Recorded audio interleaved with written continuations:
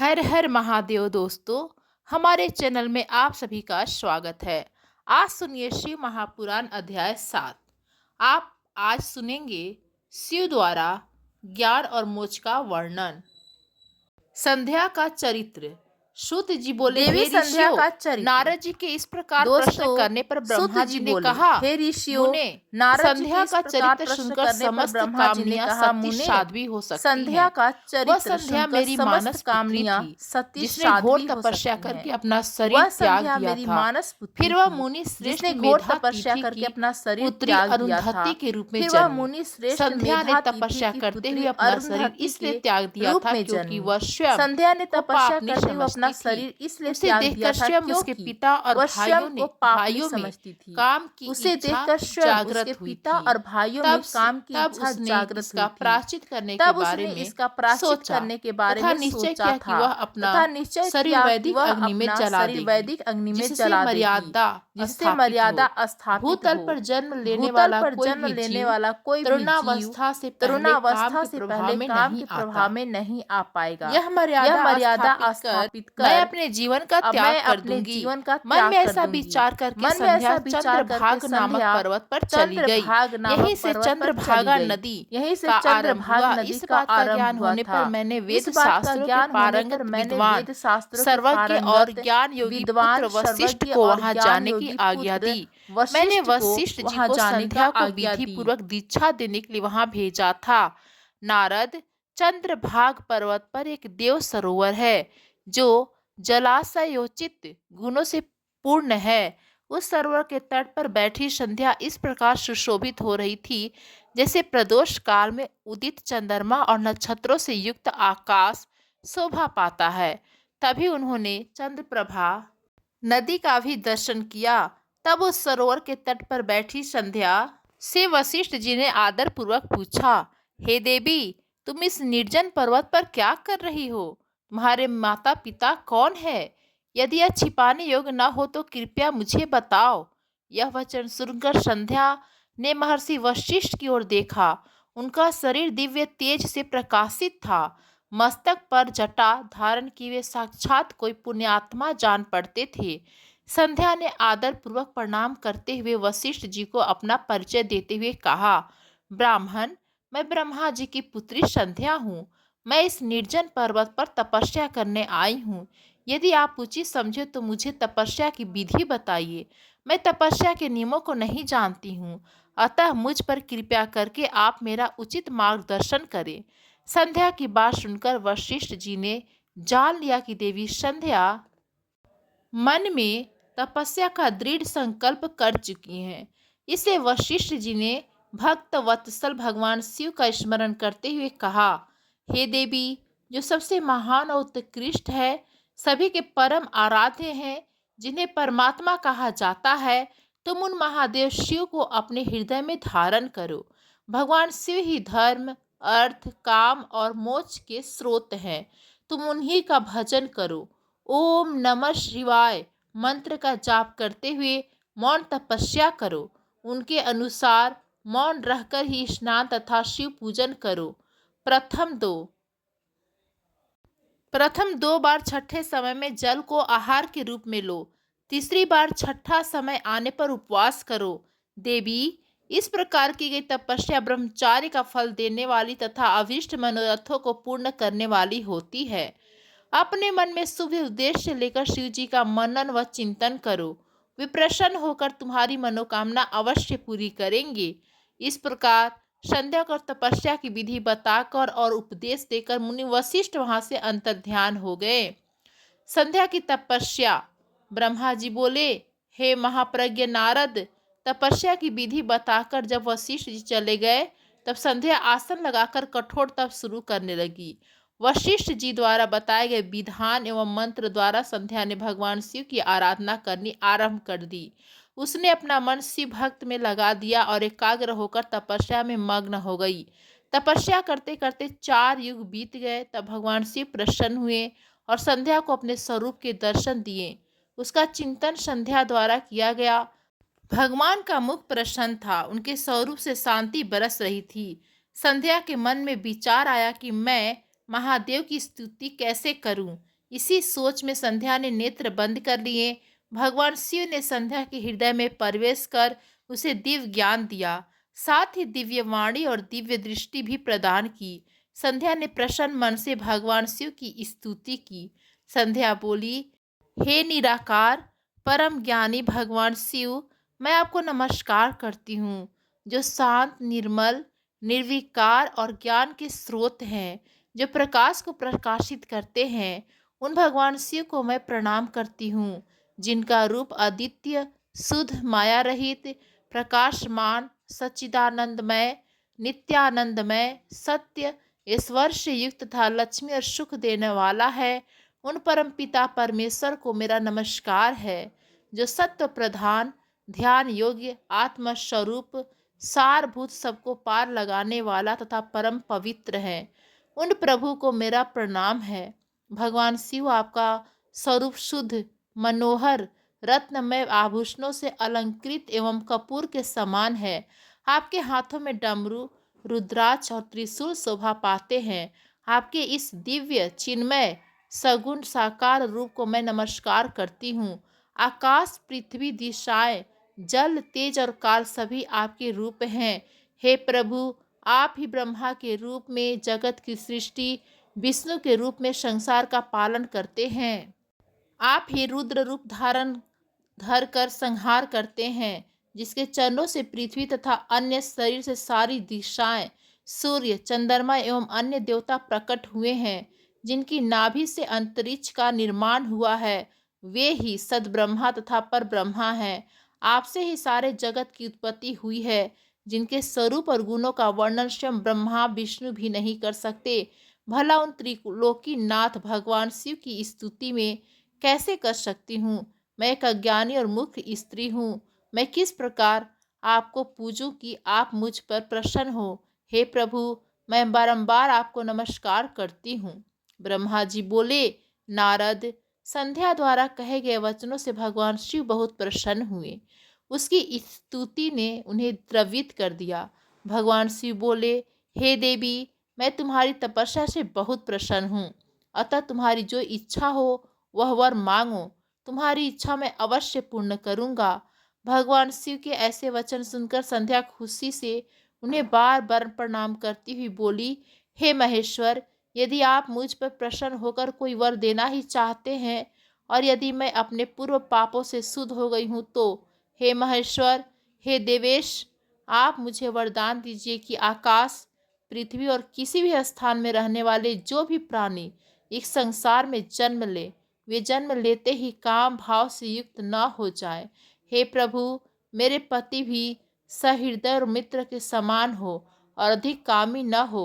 उनके अलावा जो भी मनुष्य मुझे सकाम भाव से देखे, वह पुरुषत्वहीन अर्थात नपुंसक हो जाए। हे प्रभु, मुझे यह वरदान भी दीजिए कि मेरे समान विख्यात और परम तपस्विनी तीनों लोकों में कोई और न हो। निष्पाप संध्या के वरदान मांगने को सुनकर भगवान शिव बोले, हे देवी संध्या, तथास्तु। तुम जो चाहती हो मैं तुम्हें प्रदान करता हूँ। प्राणियों के जीवन में अब 4 अवस्थाएं होंगी। पहली शैशव अवस्था, दूसरी कौमार्यावस्था, तीसरी यौनावस्था और चौथी वृद्धावस्था। तीसरी अवस्था यौनावस्था में ही मनुष्य सकाम होगा। कहीं कहीं दूसरी अवस्था के अंत में भी प्राणी सकाम हो सकते हैं। तुम्हारी तपस्या से प्रसन्न होकर ही मैंने यह मर्यादा निर्धारित की है। तुम परम सती होगी और तुम्हारे पति के अतिरिक्त जो भी मनुष्य तुम्हें सकाम भाव से देखेगा, वह तुरंत पुरुषत्वहीन हो जाएगा। तुम्हारा पति महान तपस्वी होगा, जो कि 7 कल्पों तक जीवित रहेगा। इस प्रकार मैंने तुम्हारे द्वारा मांगे गए दोनों वरदान तुम्हें प्रदान कर दिए हैं। अब मैं तुम्हें तुम्हारी प्रतिज्ञा को पूर्ण करने का साधन बताता हूँ। तुमने अग्नि में अपना शरीर त्यागने की प्रतिज्ञा की थी। मुनिवर, मेधा तिथि का एक यज्ञ चल रहा है, जो कि 12 वर्षों तक चलेगा। उसमें अग्नि बड़े जोरों से जल रही है। तुम उसी अग्नि में अपना शरीर त्याग दो। चंद्रभागा नदी के तट पर ही तपस्वियों का आश्रम है, जहाँ महायज्ञ हो रहा है। तुम उसी अग्नि से प्रकट होकर मेधातिथि की पुत्री होगी। अपने मन में जिस पुरुष की इच्छा करके तुम शरीर त्यागोगी, वही पुरुष तुम्हें पति रूप में प्राप्त होगा। संध्या, जब तुम इस पर्वत पर तपस्या कर रही थी, तब त्रेता युग में प्रजापति दक्ष की बहुत सी कन्याएं हुईं। उनमें से 27 कन्याओं का विवाह उन्होंने चंद्रमा से कर दिया। चंद्रमा उन सबको छोड़कर केवल रोहिणी से प्रेम करते थे। तब दक्ष ने क्रोधित होकर उन्हें श्राप दिया। चंद्रमा को श्राप से मुक्त कराने के लिए उन्होंने चंद्रभागा नदी की रचना की। उसी समय मेधातिथि यहाँ उपस्थित हुए थे। उनके समान कोई तपस्वी न है, न होगा। उन्हीं का ज्योतिष्टोम नामक यज्ञ चल रहा है, जिसमें अग्निदेव प्रज्वलित हैं। तुम उसी आग में अपना शरीर डालकर पवित्र हो जाओ और अपनी प्रतिज्ञा पूरा करो। इस प्रकार उपदेश देकर भगवान शिव वहां से अंतर्ध्यान हो गए। ब्रह्मा जी कहते हैं, नारद, जब भगवान शिव देवी संध्या को वरदान देकर वहां से अंतर्ध्यान हो गए, तब संध्या उस स्थान पर गई जहां पर मुनि मेधातिथि यज्ञ कर रहे थे। उन्होंने अपने हृदय में तपस्वी ब्रह्मचारी वशिष्ठ जी का स्मरण किया तथा उन्हीं को पति रूप में पाने की इच्छा लेकर संध्या महायज्ञ की प्रज्वलित अग्नि में कूद गई। अग्नि में उसका शरीर जलकर सूर्य मंडल में प्रवेश कर गया। तब सूर्य ने पितरों और देवताओं की तृप्ति के लिए उसे 2 भागों में बांटकर रथ में स्थापित कर दिया। उसके शरीर का ऊपरी भाग प्रातः संध्या हुआ और शेष भाग सायं संध्या हुआ। सायं संध्या से पितरों को संतुष्टि मिलती है। सूर्योदय से पूर्व जब आकाश में लाली छाई होती है, अर्थात अरुणोदय होता है, उस समय देवताओं का पूजन करें। जिस समय लाल कमल के समान सूर्य अस्त होता है, अर्थात डूबता है, उस समय पितरों का पूजन करना चाहिए। भगवान शिव ने संध्या के प्राणों को दिव्य शरीर प्रदान कर दिया तथा मेधातिथि मुनि का यज्ञ समाप्त हुआ। तब उन्होंने एक कन्या को, जिसकी कांति सोने के समान थी, अग्नि में पड़े देखा। उसे मुनि ने भली प्रकार स्नान कराया और अपनी गोद में बैठा लिया। उन्होंने उसका नाम अरुंधति रखा। यज्ञ के निर्विघ्न समाप्त होने और पुत्री प्राप्त होने के कारण मेधातिथि मुनि बहुत प्रसन्न थे। उन्होंने अरुंधति का पालन आश्रम में ही किया। वह धीरे धीरे उसी चंद्रभागा नदी के तट पर रहते हुए बड़ी होने लगी। जब वह विवाह योग्य हुई तो हम त्रिदेव ब्रह्मा, विष्णु और महेश ने मेधा मुनि से बात कर उसका विवाह मुनि वशिष्ठ से करा दिया। मुनि मेधातिथि की पुत्री महासाध्वी अरुंधति अति पतिव्रता थी। वह मुनि वशिष्ठ को पति के रूप में पाकर बहुत प्रसन्न थी। वह उनके साथ रमन करने लगी। उससे शक्ति और आदि शुभ एवं श्रेष्ठ पुत्र उत्पन्न हुए। हे नारद, इस प्रकार मैंने तुम्हें परम पवित्र देवी संध्या का चरित्र सुनाया है। यह समस्त अभिष्ट फलों को देने वाला है। यह परम पावन और दिव्य है। जो स्त्री पुरुष इस शुभ व्रत का पालन करते हैं, उनकी सभी कामनाएं पूरी होती हैं। सुत जी बोले, हे ऋषियों, जब इस प्रकार प्रजापति ब्रह्मा जी ने कहा, तब उनके वचनों को सुनकर नारद जी आनंदित होकर बोले, हे ब्राह्मण, मैं आपको बहुत धन्यवाद देता हूँ कि आपने इस दिव्य कथा को मुझे सुनाया है। हे प्रभु, अब आप मुझे संध्या के विषय में और बताइए कि विवाह के बाद उन्होंने क्या किया। क्या उन्होंने दोबारा तप किया या नहीं? सूत जी बोले, इस प्रकार नारद जी ने ब्रह्मा जी से पूछा। उन्होंने यह भी पूछा कि जब कामदेव रति के साथ विवाह करके वहां से चले गए और दक्ष आदि सभी मुनि वहां से चले गए, संध्या भी तपस्या के लिए वहां से चली गई, तब वहां पर क्या हुआ? ब्रह्मा जी बोले, हे श्रेष्ठ नारद, तुम भगवान शिव के परम भक्त हो। तुम उनकी लीला को अच्छी तरह जानते हो। पूर्व काल में जब मैं मोह में फंस गया था, तब भगवान शिव ने मेरा मजाक उड़ाया। तब मुझे बड़ा दुख हुआ। मैं भगवान शिव से ईर्ष्या करने लगा। मैं दक्ष मुनि के यहाँ गया। देवी रति और कामदेव भी वहीं थे। मैंने उन्हें बताया कि शिव जी ने किस प्रकार मेरा मजाक उड़ाया था। मैंने पुत्रों से कहा कि तुम ऐसा प्रयत्न करो जिससे महादेव शिव किसी कमनीय कांति वाली स्त्री से विवाह कर ले।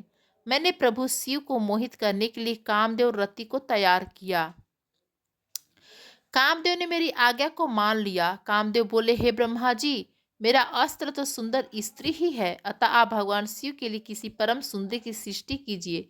यह सुनकर मैं चिंता में पड़ गया।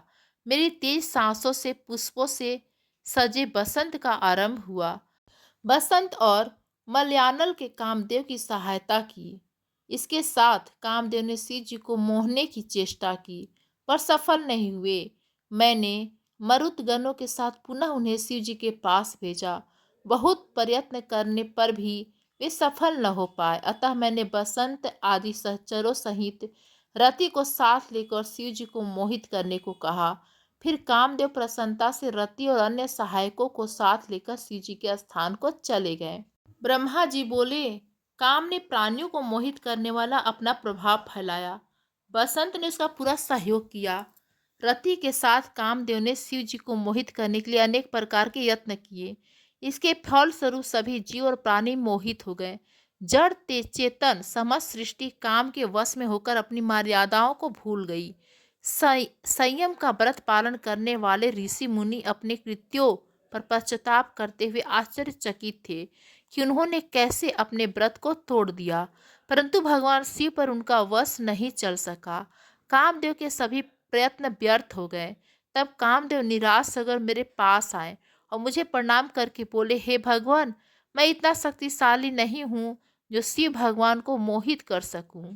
यह बात सुनकर मैं चिंता में डूब गया।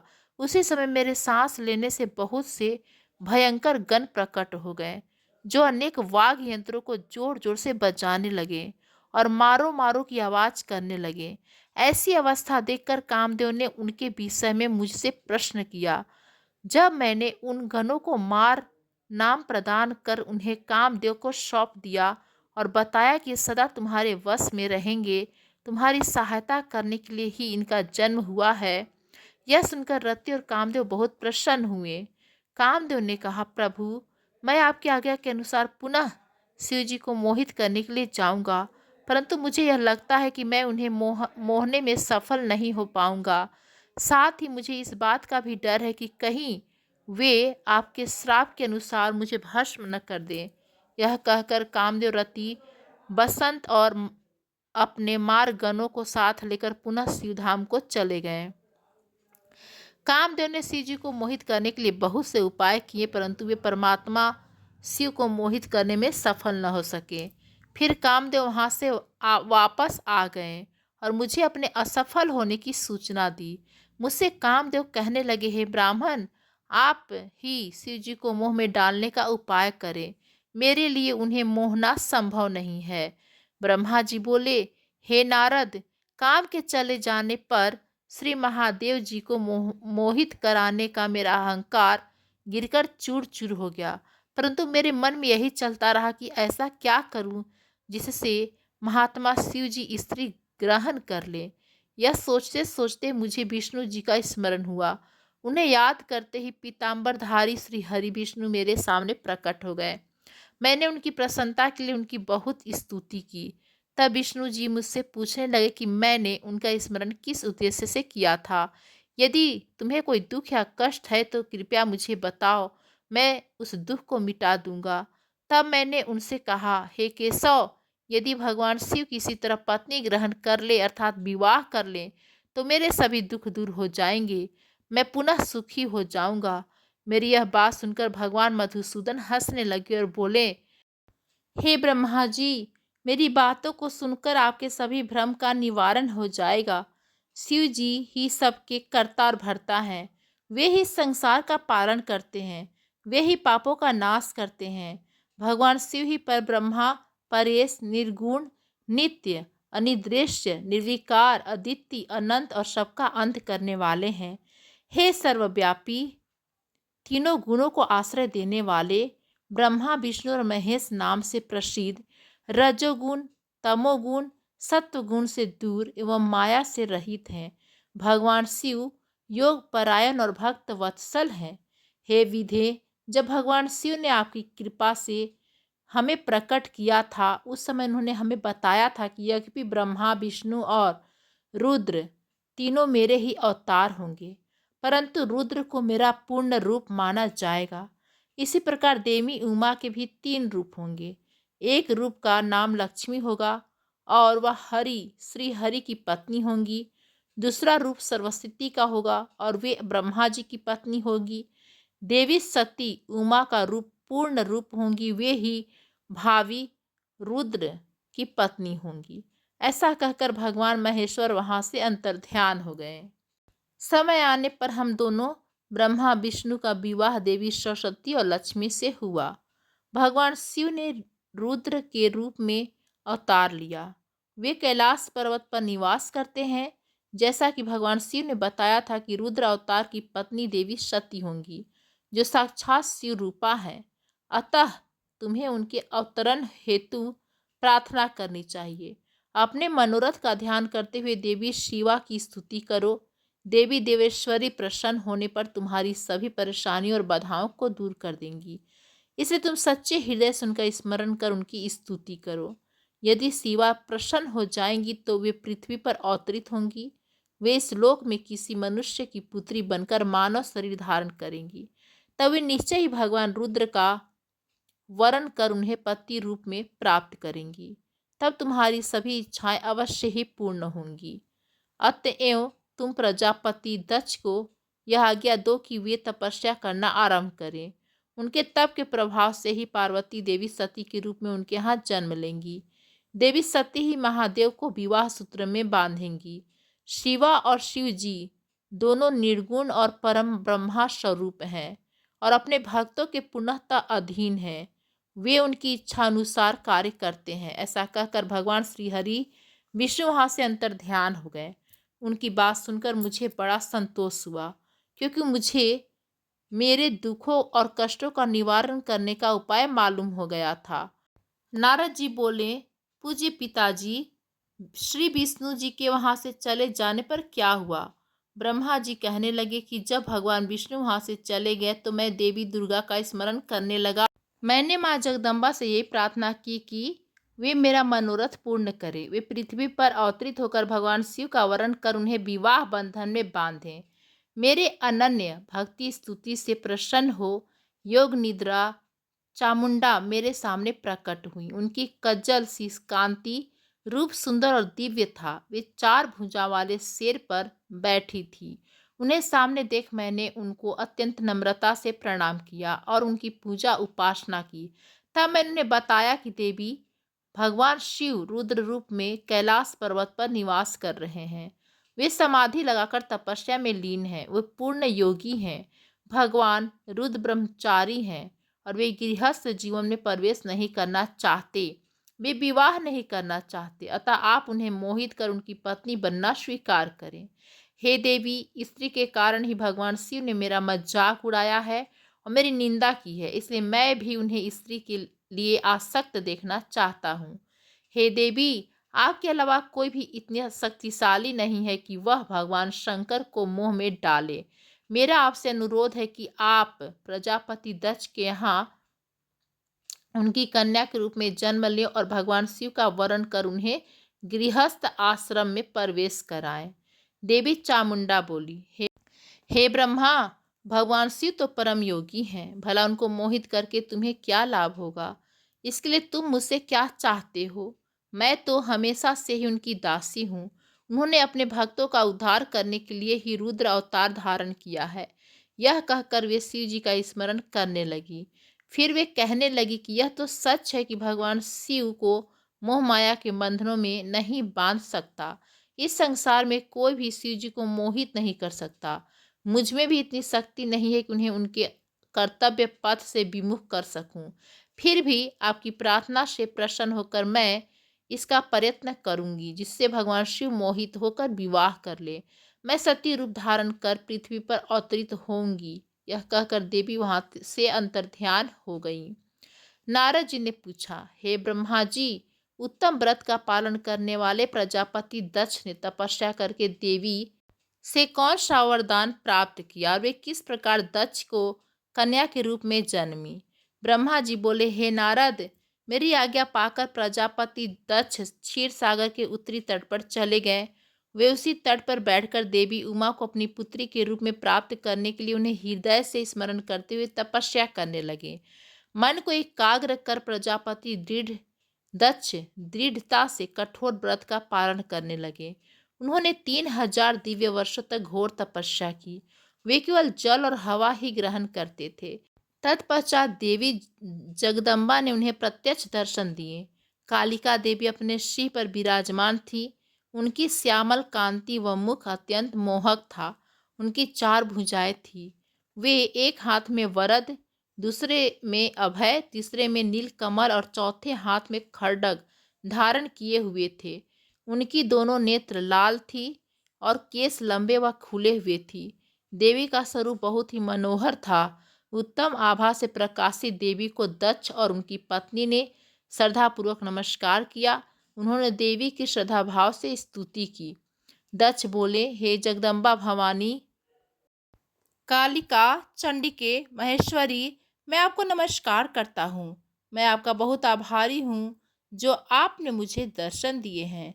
हे देवी, मुझ पर प्रसन्न होइए। ब्रह्मा जी ने कहा, हे नारद, देवी जगदम्बा ने स्वयं ही दक्ष के मन की इच्छा जान ली थी। वे बोली, दक्ष, मैं तुम्हारी तपस्या से बहुत प्रसन्न हूँ। तुम अपने मन की इच्छा मुझे बताओ, मैं तुम्हारी सभी दुखों को अवश्य दूर कर दूंगी। तुम अपनी इच्छा अनुसार वरदान मांग सकते हो।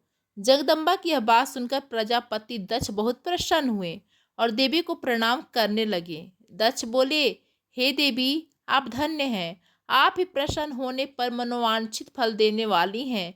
हे देवी, यदि आप मुझे वर देना चाहती हैं तो मेरी बात ध्यानपूर्वक सुने और मेरी इच्छा पूर्ण करें। हे जगदम्बा, मेरे स्वामी शिव ने रुद्र अवतार धारण किया है, परंतु अब तक आपने कोई अवतार धारण नहीं किया है। आपके सिवा कौन उनकी पत्नी होने योग्य है? अतः हे देवी, आप मेरी पुत्री के रूप में धरती पर जन्म लें और भगवान शिव को अपने रूप लावण्य से मोहित करें। हे जगदम्बा, आपके अलावा कोई भी शिव जी को कभी मोहित नहीं कर सकता। इसलिए आप मोहिनी अर्थात भगवान को मोहने वाली बनकर संपूर्ण जगत का हित कीजिए। यही मेरे लिए वरदान है। दक्ष का यह वचन सुनकर जब जगदम्बिका हंसने लगी और मन में भगवान शिव का स्मरण कर बोली, हे प्रजापति दक्ष, तुम्हारी पूजा आराधना से मैं प्रसन्न हूँ। तुम्हारे वर के अनुसार मैं तुम्हारी पुत्री के रूप में जन्म लूंगी। तत्पश्चात बड़ी होकर मैं कठोर तप द्वारा महादेव जी को प्रसन्न कर उन्हें पति के रूप में प्राप्त करूंगी। मैं उनकी दासी हूँ। प्रत्येक जन्म में शिव शंभु ही मेरे स्वामी होते हैं। अतः मैं तुम्हारे घर में जन्म लेकर शिवा का अवतार धारण करूंगी। अब तुम घर जाओ, परंतु एक बात हमेशा याद रखना, जिस दिन तुम्हारे मन में मेरा आदर कम हो जाएगा, उसी दिन मैं अपना शरीर त्याग कर अपने स्वरूप में लीन हो जाऊंगी। यह कहकर देवी जगदम्बिका वहां से अंतर ध्यान हो गई तथा प्रजापति दक्ष सुखी मन से अपने घर लौट आए। ब्रह्मा जी कहते हैं, हे नारद, प्रजापति दक्ष देवी का वरदान पाकर अपने आश्रम में लौट आए। मेरी आज्ञा पाकर प्रजापति दक्ष मानसिक सृष्टि की रचना करने लगे, परंतु फिर भी प्रजा की संख्या में वृद्धि होती न देखकर वे बहुत चिंतित हुए और मेरे पास आकर कहने लगे, हे प्रभु, मैंने जितने भी जीवों की रचना की है वे सभी उतने ही रह गए, अर्थात उनमें कोई भी वृद्धि नहीं हो पाई। हे तात, मुझे कृपा कर ऐसा उपाय बताइए जिससे वे जीव अपने आप बढ़ने लगे। ब्रह्मा जी बोले, प्रजापति दक्ष, मेरी बात ध्यानपूर्वक सुनो। तुम त्रिलोकीनाथ भगवान शिव की भक्ति करते रहो, यह कार्य संपन्न करो, वे निश्चय ही तुम्हारा कल्याण करेंगे। तुम प्रजापति बीरन की परम सुंदर पुत्री असिकनी से विवाह करो और स्त्री के साथ मैथुन धर्म का आश्रय लेकर प्रजा बढ़ाओ। असिकनी से तुम्हें बहुत सी संतानें प्राप्त होंगी। मेरी आज्ञा के अनुसार दक्ष ने बीरन की पुत्री असिकनी से विवाह कर लिया। उनकी पत्नी गर्भ से उन्हें 10,000 पुत्रों की प्राप्ति हुई। ये हर्यश नाम से जाने गए। सभी पुत्र धर्म के पथ पर चलने वाले थे। एक दिन अपने पिता दक्ष से उन्हें प्रजा की सृष्टि करने का आदेश मिला। तब इस उद्देश्य से तपस्या करने के लिए वे पश्चिम दिशा में स्थित नारायण सर नामक तीर्थ पर गए। वहाँ सिंधु नदी व समुद्र का संगम हुआ है। उस पवित्र तीर्थ के जल के स्पर्श से उनका मन उज्जवल और ज्ञान से संपन्न हो गया। वे उसी स्थान पर प्रजा की वृद्धि के लिए तप करने लगे। नारद इस बात को जानने के बाद तुम श्री हरि विष्णु की इच्छा से उनके पास गए और बोले, दक्ष पुत्र हर्यसगण, तुम पृथ्वी का अंत देखे बिना सृष्टि की रचना करने के लिए कैसे उद्यत हो गए। ब्रह्मा जी बोले, हर्यस बड़े ही बुद्धिमान थे। वे तुम्हारा प्रश्न सुनकर उस पर विचार करने लगे। वे सोचने लगे कि जो उत्तम शास्त्र रूपी पिता के निवृत्ति परक आदेश को नहीं समझता, वह केवल रजोगुण पर विश्वास करने वाला पुरुष सृष्टि निर्माण का कार्य कैसे कर सकता है। इस बात को समझकर वे नारद जी की परिक्रमा करके ऐसे रास्ते पर चले गए जहां से वापस लौटना असंभव है। जब प्रजापति दक्ष को यह बात पता चली कि उनके सभी पुत्र नारद जी से शिक्षा पाकर मेरी आज्ञा को भूलकर ऐसे स्थान पर चले गए जहां से लौटा नहीं जा सकता, तो दक्ष इस बात से बहुत दुखी हुए। वे पुत्रों के वियोग को सह नहीं पा रहे थे। तब मैंने उन्हें बहुत समझाया और उन्हें सांत्वना दी। तब पुनः दक्ष की पत्नी असिकनी के गर्भ से सबलाश्व नामक एक सहस्त्र पुत्र हुए। वे सभी अपने पिता की आज्ञा को पाकर पुनः तपस्या के लिए उसी स्थान पर चले गए जहां उनके बड़े भाई गए थे। नारायण सरोवर के जल के स्पर्श से उनके सभी पाप नष्ट हो गए और मन शुद्ध हो गया। वे उसी तट पर प्रणव मंत्र का जाप करते हुए तपस्या करने लगे। तब नारद, तुमने पुनः वही बातें जो उनके भाइयों को कही थी उन्हें भी बता दी और तुम्हारे दिखाए मार्ग के अनुसार वे अपने भाइयों के पथ पर चलते ऊर्ध्व गति को प्राप्त हुए। दक्ष को इस बात से बहुत दुख हुआ और वे दुख से बेहोश हो गए। जब प्रजापति दक्ष को ज्ञात हुआ कि यह सब नारद की वजह से हुआ है, तो उन्हें बहुत क्रोध आया। संजोग से तुम भी उसी समय वहां पहुंच गए। तुम्हें देखते ही क्रोध के कारण वे तुम्हारी निंदा करने लगे और तुम्हें धिक्कारने लगे। वे बोले, तुमने सिर्फ दिखाने के लिए ऋषियों का रूप धारण कर रखा है। तुमने मेरे पुत्रों को ठग कर उन्हें भिक्षुओं का मार्ग दिखाया है। तुमने लोक और परलोक दोनों के श्रेय का नाश कर दिया है। जो मनुष्य ऋषि देव और पितृ ऋषियों को उतारे बिना ही मोक्ष की इच्छा मन में लिए माता पिता को त्याग कर घर से चला जाता है, सन्यासी बन जाता है, वह अधोगति को प्राप्त हो जाता है। हे नारद, तुमने बार बार मेरा अमंगल किया है, इसलिए मैं तुम्हें श्राप देता हूँ कि तुम कहीं भी स्थिर नहीं रह सकोगे। तीनों लोकों में विचरते हुए तुम्हारा पैर कभी भी स्थिर नहीं रहेगा, अर्थात तुम्हें ठहरने के लिए सुस्थिर ठिकाना नहीं मिलेगा। नारद, यद्यपि तुम साधु पुरुषों द्वारा सम्मानित हो, परंतु तुम्हें शोकवश दक्ष ने ऐसा श्राप दिया जिसे तुमने शांत मन में ग्रहण कर लिया और तुम्हारे मन में किसी भी प्रकार का विकार नहीं आया। दक्ष की 60,000 कन्याओं का विवाह। ब्रह्मा जी बोले, हे मुनिराज, दक्ष के स्वरूप को जानकर मैं उसके पास गया। मैंने उसे शांत करने का बहुत प्रयत्न किया और सांत्वना दी। मैंने उसे तुम्हारा परिचय देते हुए बताया। दक्ष को मैंने यह जानकारी भी दी कि तुम मेरे पुत्र हो, तुम मुनियों में श्रेष्ठ एवं देवताओं के प्रिय हो। तत्पश्चात प्रजापति दक्ष ने अपनी पत्नी से 60 सुंदर कन्याएं प्राप्त की। तब उनका धर्म आदि के साथ विवाह कर दिया। दक्ष ने अपनी 10 कन्याओं का विवाह धर्म से, 13 कन्याओं का विवाह कश्यप मुनि से और 27 कन्याओं का विवाह चंद्रमा से कर दिया। दो दो भूता गिरस और कृशाश्व को और शेष 4 कन्याओं का विवाह ताच्छर्य के साथ कर दिया। इन सब की संतानों से तीनों लोक भर गई। इन सब की संतानों से तीनों लोक भर गए। पुत्र पुत्रियों की उत्पत्ति के पश्चात प्रजापति दक्ष ने अपनी पत्नी सहित देवी जगदम्बिका का ध्यान किया। देवी की बहुत स्तुति की। प्रजापति दक्ष की सप्तनिक स्तुति से देवी जगदम्बिका ने प्रसन्न होकर दक्ष की पत्नी के गर्भ से जन्म लेने का निश्चय किया। उत्तम मुहूर्त देखकर दक्ष पत्नी ने गर्भ धारण किया। उस समय उनका शोभा बढ़ गई। भगवती के निवास के प्रभाव से दक्ष पत्नी महामंगल रूपिणी हो गई। देवी को गर्भ में जानकर सभी देवी देवताओं ने जगदम्बा की स्तुति की। 9 महीने बीत जाने पर शुभ मुहूर्त में देवी भगवती का जन्म हुआ। उनका मुख्य दिव्य आभा से सुशोभित था। उनके जन्म के समय आकाशों से फूलों की वर्षा होने लगी और मेघ जल बरसाने लगे। देवता आकाश में खड़े मांगलिक ध्वनि करने लगे। यज्ञ की बुझी हुई अग्नि पुनः जलने लगी। साक्षात जगदम्बा को प्रकट हुए देखकर दक्ष ने भक्ति भाव से उनकी स्तुति की।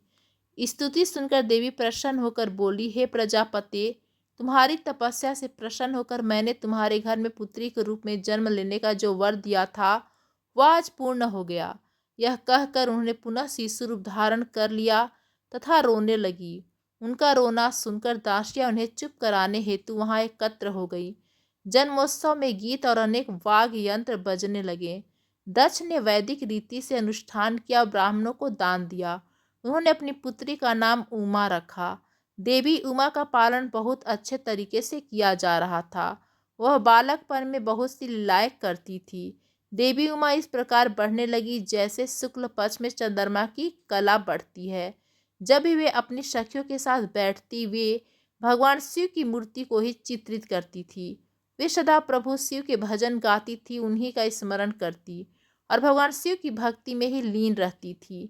ब्रह्मा जी बोले, हे नारद, एक दिन मैं तुम्हें लेकर प्रजापति दक्ष के घर पहुंचा। वहां मैंने देवी सती को उनके पिता के पास बैठे देखा। मुझे देखकर दक्ष ने आसन से उठकर मुझे नमस्कार किया। तत्पश्चात सती ने भी प्रसन्नतापूर्वक मुझे नमस्कार किया। हम दोनों वहां आसन पर बैठ गए।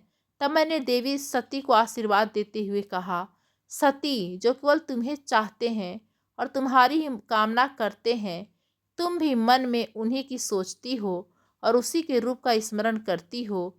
उन्हीं सर्वज्ञ जगदीश्वर महादेव को तुम पति के रूप में प्राप्त करो, वे ही तुम्हारे योग्य हैं। कुछ देर बाद दक्ष से विदा लेकर मैं अपने धाम को चल दिया। दक्ष को मेरी बातें सुनकर बड़ा संतोष एवं प्रसन्नता हुई। मेरे कथन से उनकी सारी चिंताएं दूर हो गई।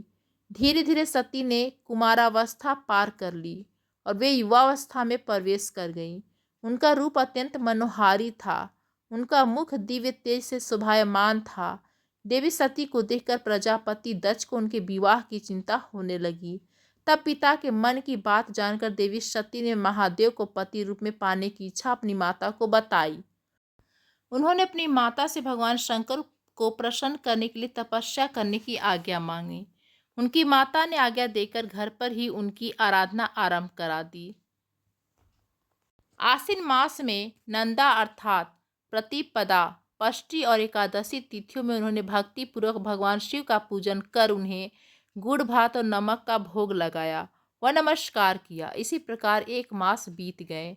कार्तिक मास की चतुर्दशी को देवी सती ने मालपुओं और खीर से भगवान शिव को भोग लगाया और उनका निरंतर चिंतन करती रही। मार्गशीर्ष मास की कृष्ण पक्ष की अष्टमी को वे तिल, जौ और चावल से शिव जी की आराधना करती और घी का दीपक जलाती।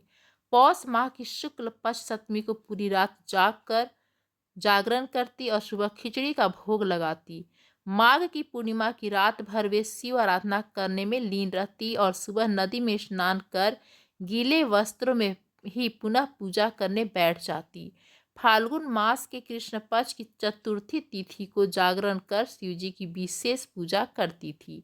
उनका सारा समय शिव जी को समर्पित था। वे अपने दिन रात शिव जी के स्मरण में ही बिताती थी। चैत मास के शुक्ल पक्ष की चतुर्दशी को वे ढाक के फूलों और दवनों से भगवान शिव की पूजा करती थी। वैशाख माह में वे सिर्फ तिलों को खाती थी। वे नए जौ के भात से शिव पूजन करती थी। ज्येष्ठ माह में वे भूखी रहती और वस्त्रों तथा भटकैया के फूलों से शिव पूजन करती थी। आषाढ़ मास के शुक्ल पक्ष की चतुर्दशी को वे काले वस्त्रों और भटकैया से रुद्रदेव का पूजन करती थी। श्रावण मास में यज्ञोपवीत वस्त्रों तथा कुश आदि से वे पूजन करती थी। भाद्रपद पास में विभिन्न फूलों व फलों से शिव को प्रसन्न करने की कोशिश करती। वे सिर्फ जल ही ग्रहण करती थी। देवी सती हर समय भगवान शिव की आराधना में ही लीन रहती थी। इस प्रकार उन्होंने दृढ़ता पूर्वक नंदा व्रत को पूरा किया। व्रत पूरा करने के पश्चात वे शिव जी का ध्यान करने लगी। वे निश्चित आसन में स्थित हो निरंतर शिव आराधना करती रही। हे नारद, देवी सती की इस अनन्य भक्ति और तपस्या को अपनी आंखों से देखने में विष्णु तथा अन्य सभी देवी देवताओं और ऋषि मुनि वहां आ गए। वहां सभी ने देवी सती को भक्ति पूर्वक नमस्कार किया और उनके सामने मस्तक झुकाए। सभी देवी देवताओं ने उनकी तपस्या को सराहा। तब सभी देवी देवता और ऋषि मुनि मेरे और विष्णु सहित कैलाश पर्वत पर पहुँचे। वहाँ भगवान शिव ध्यान मग्न थे।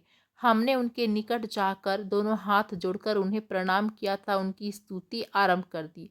हमने कहा, प्रभु आप परम शक्तिशाली हैं, आप ही सत्व रज और तप हैं, शक्तियों के स्वामी हैं, वेद त्रयी लोक त्रयी आपका स्वरूप है। आप अपनी शरण में आए भक्तों की सदैव रक्षा करते हैं, आप सदैव भक्तों का उद्धार करते हैं। हे महादेव, हे महेश्वर, हम आपको नमस्कार करते हैं।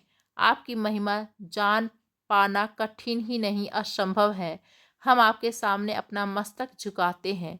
ब्रह्मा जी बोले, नारद, इस प्रकार भगवान शिव शंकर की स्तुति करके सभी देवता मस्तक झुकाकर शिव जी के सामने चुपचाप खड़े हो गए। ब्रह्मा जी बोले, श्री विष्णु सहित अनेक देवी देवताओं और ऋषि मुनियों द्वारा की गई स्तुति सुनकर सृष्टिकर्ता शिव जी ने प्रसन्नता पूर्वक हम सबके आगमन का कारण पूछा। रुद्रदेव बोले, हे हरि, हे देवताओं और महर्षियों, मुझे अपने कैलाश पर आगमन के विषय में बताइए। आप लोग यहाँ किस लिए आए हैं और आपको कौन सा कार्य है, कृपया मुझे बताइए। मुने महादेव जी के इस प्रकार पूछने पर भगवान विष्णु की आज्ञा से मैंने इस प्रकार निवेदन किया।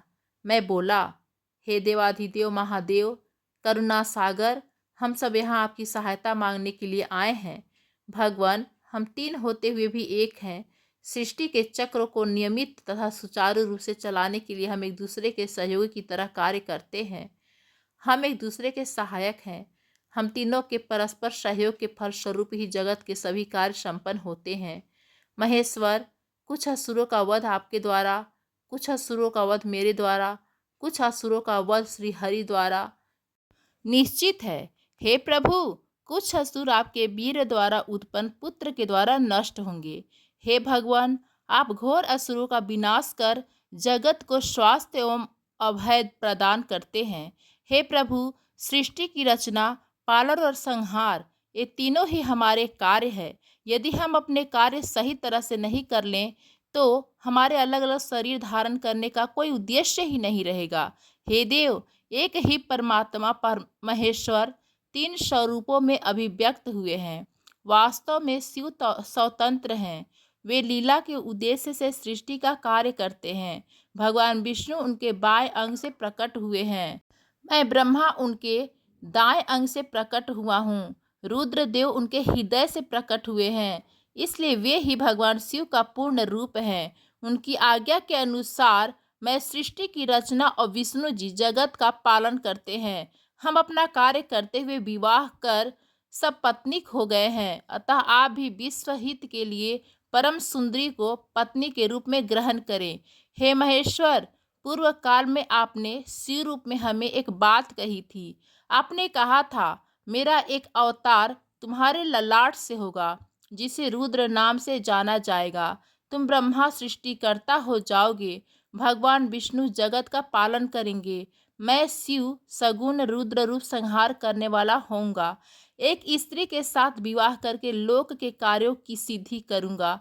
हे महादेव, अब अपनी कही बात को पूरा कीजिए। हे प्रभु, आपके बिना हम दोनों अपना कार्य करने में समर्थ नहीं हैं। अतः प्रभु, आप ऐसी स्त्री को पत्नी रूप में धारण करें जो कि लोक हित के कार्य कर सके।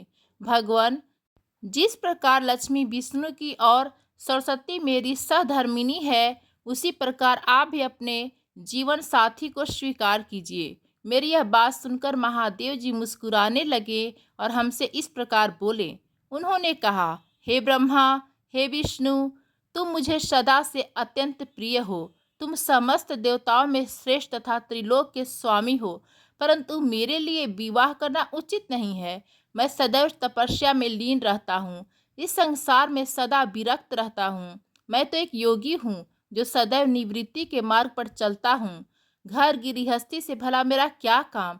मैं तो सदैव आत्मरूप हूँ जो माया से दूर है, जिसका शरीर अवधूत है, जो ज्ञानी आत्मा को जानने वाला और कामना से शून्य हो, भोगों से दूर रहता है, जो अविकारी है। भला उसे संसार में स्त्री से क्या प्रयोजन है?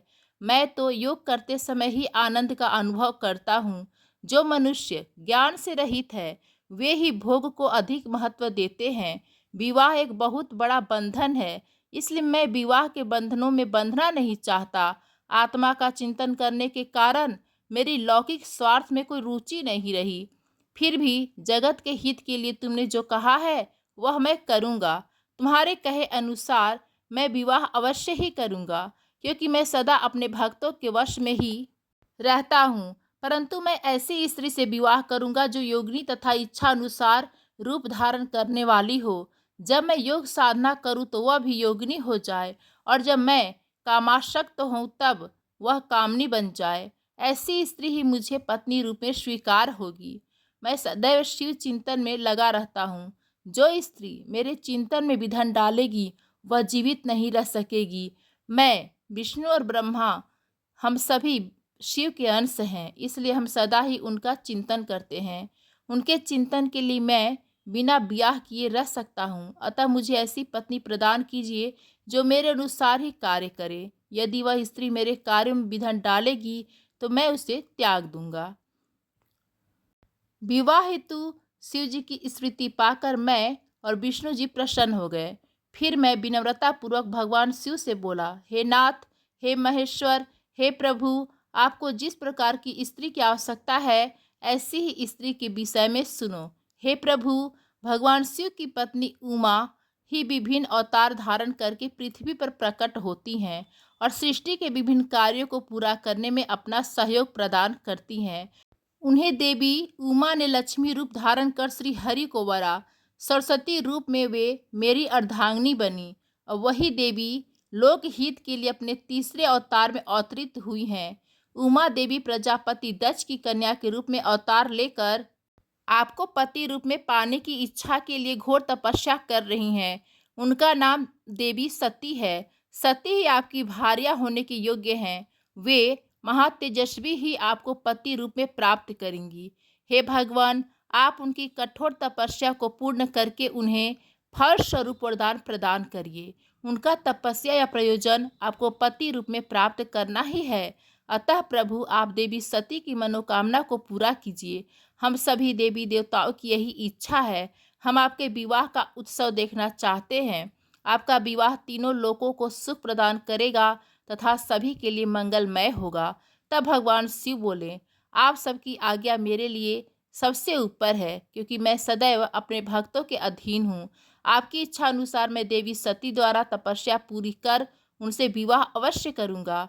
भगवान शिव के ये वचन सुनकर हम सभी बहुत प्रसन्न हुए और उनसे आज्ञा लेकर अपने अपने धाम को चले गए। ब्रह्मा जी कहते हैं, हे नारद, सती ने आश्विन मास के शुक्ल पक्ष की अष्टमी को उपवास किया। नंदा व्रत के पूर्ण होने पर जब वे भगवान शिव के ध्यान में मग्न थी तो भगवान शिव ने उन्हें प्रत्यक्ष दर्शन दिए। भगवान शिव का रूप अत्यंत मनोहारी था। उनके 5 मुख थे और अत्यंत मुख में 3 नेत्र थे। मस्तक पर चंद्रमा शोभित था। उनके कंठ में नील चिन्ह था। उनके हाथों में त्रिशूल, ब्रह्मा कपाल, वर तथा अभय था। उन्होंने पूरे शरीर पर भस्म लगा रखी थी। गंगा जिनके मस्तक की शोभा बढ़ा रही थी। उनका मुख करोड़ों चंद्रमाओं के समान प्रकाशमान था। सती ने उन्हें प्रत्यक्ष रूप में अपने सामने पाकर उनके चरणों की वंदना की। उस समय लज्जा और शर्म के कारण उनका सिर नीचे की ओर झुका हुआ था। तपस्या का फल प्रदान करने के लिए शिव जी बोले, उत्तम व्रत का पालन करने वाले हे दक्ष नंदिनी, मैं तुम्हारी तपस्या से बहुत प्रसन्न हूँ, इसलिए तुम्हारी मनोकामना को पूर्ण करने के लिए स्वयं प्रकट हुआ हूँ। अतः तुम्हारे मन में जो भी इच्छा है, तुम्हारी जो भी कामना है, जिसके वशीभूत होकर तुमने इतनी घोर तपस्या की है, वह मुझे बताओ, मैं अवश्य ही पूर्ण करूँगा। ब्रह्मा जी कहते हैं, हे मुनि, जगदीश्वर महादेव जी ने सती के मनोभाव को समझ लिया था। फिर भी वे सती से बोले कि देवी वर मांगो। देवी सती शर्म से सिर झुकाए थी। वे चाहकर भी कुछ नहीं कह पा रही थी। भगवान शिव के वचन सुनकर सती प्रेम में मग्न हो गई। शिव जी बार बार सती से वर मांगने के लिए कह रहे थे। तब देवी सती ने महादेव जी से कहा, हे वर देने वाले प्रभु, मुझे मेरी इच्छा के अनुसार ही वर दीजिए। इतना कहकर देवी चुप हो गई। जब भगवान शिव ने देखा कि देवी सती लज्जावश कुछ कह नहीं पा रही हैं, तो वे स्वयं उनसे बोले, हे देवी, तुम मेरी अर्धांगिनी बनो। यह सुनकर सती अत्यंत प्रसन्न हुई, क्योंकि उन्हें अपने मनोवांछित फल की प्राप्ति हुई थी। वे अपने हाथ जोड़कर और मस्तक को झुकाकर वह भक्त वत्सल शिव के चरणों की वंदना करने लगी। सती बोली, हे देवाधिदेव महादेव प्रभु, आप मेरे पिता को कहकर वैवाहिक विधि से मेरा परिग्रहण करें। ब्रह्मा जी बोले, नारद। सती की बात सुनकर शिव जी ने उन्हें यह आश्वासन दिया कि ऐसा ही होगा। तब देवी सती ने भगवान शिव को हर्ष एवं मोह से देखा और उनसे आज्ञा लेकर अपने पिता के घर चली गई। भगवान शिव कैलाश पर लौट गए और देवी सती का स्मरण करते हुए उन्होंने मेरा चिंतन किया। शिव जी के स्मरण करने पर मैं तुरंत कैलाश की ओर चल दिया। मुझे देखकर भगवान शिव बोले, ब्रह्मांड, दक्ष कन्या सती ने बड़ी भक्ति से मेरी आराधना की है। उनके नंदा व्रत के प्रभाव से और आप सब देवताओं की इच्छाओं का सम्मान करते हुए मैंने देवी सती को उनका मनोवांछित वर प्रदान कर दिया है। देवी ने मुझसे यह वर मांगा कि मैं उनका पति हो जाऊं। उनके वर के अनुसार मैंने सती को अपनी पत्नी के रूप में प्राप्त करने का वर दे दिया है। वर प्राप्त कर वे बड़ी प्रसन्न हुई हैं तथा उन्होंने मुझसे प्रार्थना की कि मैं उनके पिता प्रजापति दक्ष के समक्ष देवी सती से विवाह करने का प्रस्ताव रखें और पानी ग्रहण कर उनका वरण करूं। उनके विनम्र अनुरोध को मैंने स्वीकार कर लिया है। इसलिए मैंने आपको यहाँ बुलाया है कि आप प्रजापति दक्ष के घर जाकर उनसे देवी सती का कन्यादान मुझसे करने का अनुरोध करें। भगवान शिव की आज्ञा से मैं बहुत प्रसन्न हुआ और मैंने उनसे कहा, भगवान, मैं धन्य हो गया जो आपने हम सभी देवी देवताओं के अनुरोध को स्वीकार कर देवी सती को अपनी पत्नी बनाना स्वीकार करने और इस कार्य को पूरा करने के लिए मुझे चुना है। मैं आपकी आज्ञा अनुसार अभी प्रजापति दक्ष के घर जाता हूँ तथा उन्हें आपका संदेश सुनाकर देवी सती का हाथ आपके लिए मांगता हूँ। यह कहकर मैं वेगशाली रथ से दक्ष के घर की ओर चल दिया। नारद जी ने पूछा, है पितामह, पहले आप मुझे यह बताइए कि देवी सती के घर लौटने पर क्या हुआ? दक्ष ने उनसे क्या कहा और क्या किया? ब्रह्मा जी नारद जी के प्रश्न का उत्तर देते हुए बोले, जब देवी सती तपस्या पूर्ण होने पर अपनी इच्छा के अनुरूप भगवान शिव से वर पाकर अपने घर लौटी तो उन्होंने श्रद्धापूर्वक अपने माता पिता को प्रणाम किया। उन्होंने अपनी सहेली द्वारा अपने माता पिता को यह सूचना दी कि उन्हें भगवान शिव से वरदान की प्राप्ति हो गई है। वे सती की तपस्या से बहुत प्रसन्न हुए और उन्हें अपनी पत्नी के रूप में प्राप्त करना चाहते हैं। यह सुनकर प्रजापति दक्ष और उनकी पत्नी बहुत प्रसन्न हुए। उन्होंने आनंदित होकर बड़े उत्सव का आयोजन किया। उन्होंने ब्राह्मणों को भोजन कराया और उन्हें दक्षिणा दी। उन्होंने गरीबों और दीनों को दान दिया। कुछ समय बीतने पर प्रजापति दक्ष को पुनः चिंता होने लगी कि वे अपनी पुत्री का विवाह भगवान शिव से कैसे करें, क्योंकि वे अब तक मेरे पास सती का हाथ मांगने नहीं आए हैं। इस प्रकार प्रजापति दक्ष चिंता मग्न हो गए, लेकिन उन्हें ऐसी चिंता ज्यादा दिनों तक नहीं करनी पड़ी। शिव तो कृपा के सागर और करुणा की खान है, तब वह कैसे चिंतित रह सकता है जिसकी पुत्री ने तप द्वारा शिव का वरण किया है। जब मैं सरस्वती सहित उनके घर उपस्थित हो गया तब मुझे देखकर उन्होंने मुझे प्रणाम किया और बैठने के लिए आसन दिया। तत्पश्चात दक्ष ने मेरे आने का कारण पूछा तो मैंने अपने आने का प्रयोजन बताते हुए कहा, हे प्रजापति दक्ष, मैं भगवान शिव की आज्ञा से आपके घर आया हूँ। मैं देवी सती का हाथ महादेव जी के लिए मांगने आया हूँ। सती ने उत्तम आराधना करके भगवान शिव को प्रसन्न कर उन्हें अपने पति के रूप में प्राप्त करने का वर प्राप्त किया है। अतः तुम शीघ्र ही सती का पानी ग्रहण शिव जी के साथ कर दो। नारद, मेरी यह बातें सुनकर दक्ष बहुत प्रसन्न हुए। उसने हर्षित मन से इस विवाह के लिए अपनी स्वीकृति दे दी। तब मैं प्रसन्न मन से कैलाश पर्वत पर चल दिया। वहां भगवान शिव मेरी उत्सुकता से प्रतीक्षा कर रहे थे। वहीं दूसरी ओर प्रजापति दक्ष, उनकी पत्नी और पुत्री सती विवाह प्रस्ताव आने पर हर्ष से विभोर हो रहे थे। आशा है महादेव की यह पावन कथा आपके हृदय को स्पर्श कर गई होगी। अगर आपको शिव पुराण की यह कथा अच्छी लगी हो तो वीडियो को लाइक करें, अपने प्रियजनों के साथ शेयर करें और हमारे चैनल को सब्सक्राइब जरूर करें। अंत तक हमारे साथ जुड़े रहने और कथा सुनने के लिए आपका बहुत बहुत धन्यवाद।